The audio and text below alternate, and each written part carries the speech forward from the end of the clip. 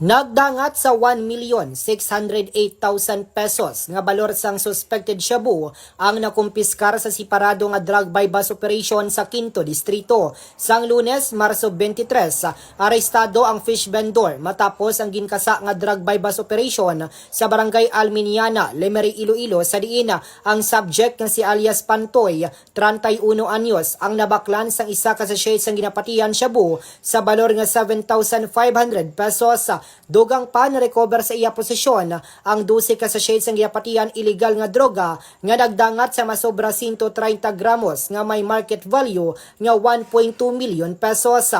Sa piyak ka bahin, arestado man ang isa ka e-bike driver kag isa ka empleyado sang punerarya sa among operasyon sa Barangay Aspera, Sara, Iloilo, las 7:34 sang gabi, Marso 24. Sila mo Sanday Simplicio Aspera Panganiban Jr., 26 anyos, nga amo ang main target kag anay drug surrenderi sang tuig 2021 matapos liwat na baklan sang droga sa balor nga 2,100 pesos nga residente sang sitio Kabugaw, Barangay Apologista, Sara, kag isa ka high value individual o kon HBI. Sa interview sang K5 News FM Sara kay Lovely Ann Magaliamento, Barangay Secretary sang Barangay Apologista, mayara na sang record sa ila barangay ang subject sa diin sang tuig 2023 naggraduar ini sa Community-Based Rehabilitation Program o kon CBRP apang nadakpan gihapon liwat sa among operasyon. Samtang ang iya upod amo si Vicente C. Brillantes, 34 anyos,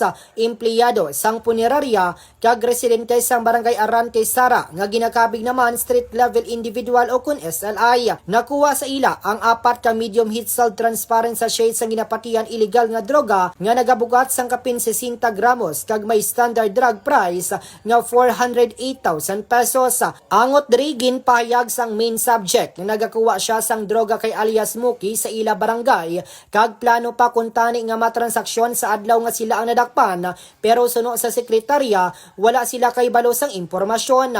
Nahibaluan nga isa ka bulan ang monitoring sang kapulisan sa mga suspitsado sa diin isa lang ang ginakuhaan nila sang source sang droga amo ang banwa sang istansya. Sa karon ang mga suspitsado ang napasakaan na sang kaso nga paglapas sa Republic Act 9165 o kon Comprehensive Dangerous Drugs Act of 2002. Balita nagikan diri sa Quinto Distrito, ini si K5 Reggie Plazuela Di Mayo para sa Kampiyon nga Balita, Serbisyo Publiko kag Kalingawan sa Quinto Distrito, K5 News FM. Ang ining balita ang ginadulong sa inyo sang DTX Coffee Mix. Himo sa natural nga sangkap pareho sa Amarcuso, chia seeds, desugared sugared cane extract powder. DTX Coffee Mix. Nakakapi ka na, naka-detox ka pa. DTX Coffee Mix. Mabakal sa mga butika.